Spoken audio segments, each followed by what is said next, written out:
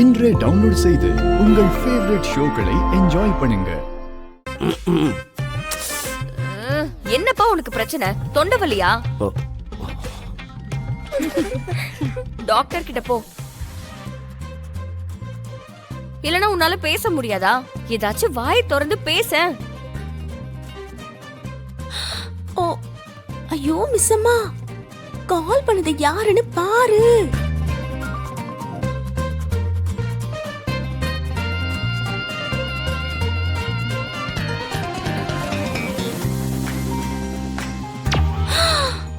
ஐயோ ஏங்க மிஸ் அம்மா ஐ டிராப்ஸ் போட்டிருக்கிறதால கண்ணு மூடிக்கிட்டே காலை லிஃப்ட் பண்ணிருக்கா. கால் பண்ணது நீங்கன்னு சொல்ற வரைக்கும் அவளால கண்டுபிடிக்க முடியாதுங்க. ஹலோ, அட என்னையா காலங்காத்தால போன் பண்ணி கலாச்சிக்கிட்டு இருக்கியா? ஒழுங்கா பேசுறதா இருந்தா பேச, இல்லனா போனை கட் பண்ணு. ஹலோ, நான் தான். நானா யாரு? நீ என்ன பிரைம் மினிஸ்டரா? குரலை கேட்டதுமே கண்டு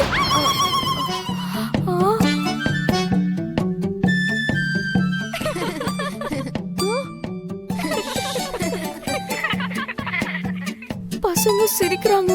வாய்ஸ் கூட அவரது மாதிரியே இருக்கே. ஒருவேளை அமரேந்திரா?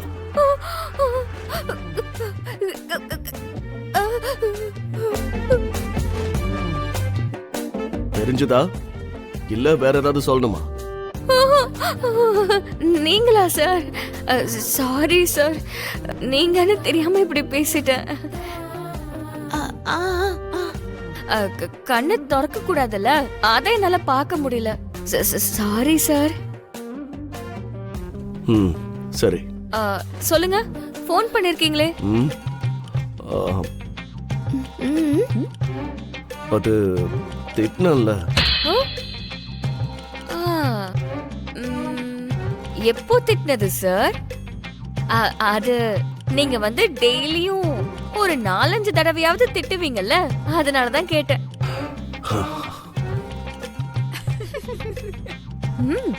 அதான் நீ வெளியே வந்ததுக்கு திட்டினல்ல.